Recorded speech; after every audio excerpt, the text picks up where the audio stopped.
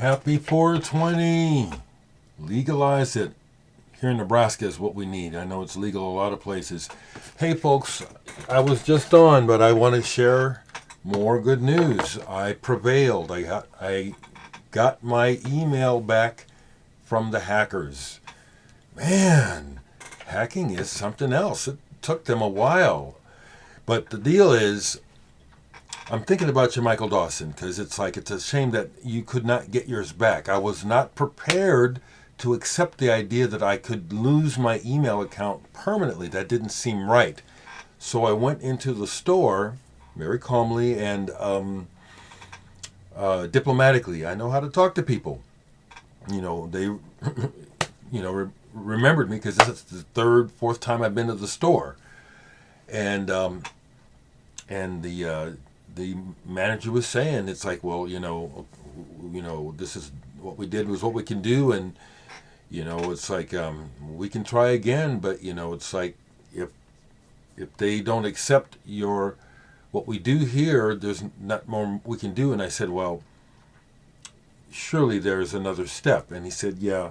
If you can't get this done through tech, then you can take further steps to try to contact Cox. So anyway, we got to a certain point in the store. They gave me a new password, but I didn't use it. So I said, I want to make sure.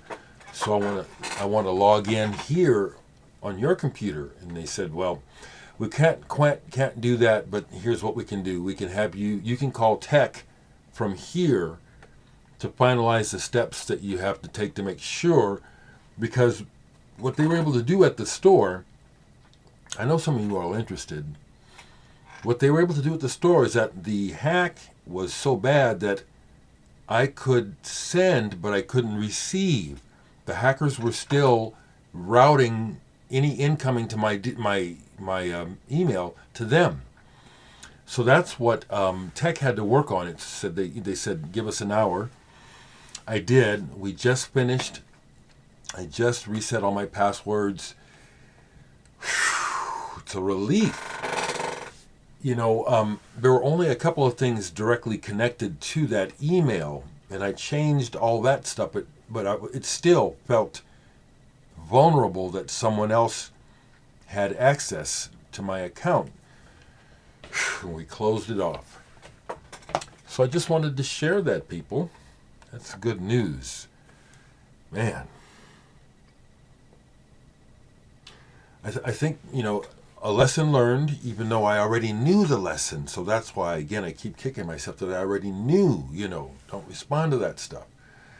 But the other lesson is how you conduct yourself. And this is a thing I do all my life. I'm looking at these records. Is how you conduct yourself.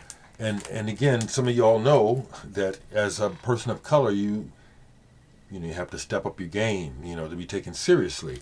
And I learned from good people in my family, my grandfather and my dad and other dignified black people showed me how to assimilate. Because again, that's what we're up against. That's what that BS was about down in Tennessee with the representatives, decorum and all this stuff. You got to act like, come on, people, we're humans, people, oh man, it's just, sucks. I was looking over there, and this is sticking out, a Turban single collaboration between Tortoise and Autechre. So I think I'll pop this on as to celebrate along with 420.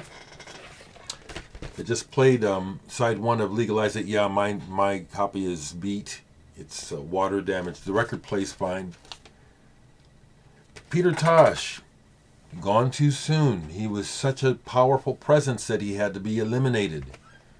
That's how I see it. This is what happens with powerful people. Somebody takes them out. We never get the real story. Peter Tosh was great. He and Bunny Wailer, along with Bob Marley. It wasn't just Bob Marley. There's always the star, but it's not just the star that makes the greatness. The Wailers were a group. Wailers. And here I'm receiving hoorays from my family because I just shared with them through messaging that I got my email back, and I tested it before I got off of tech. It's changed the password. It works. It's mine. Okay, folks.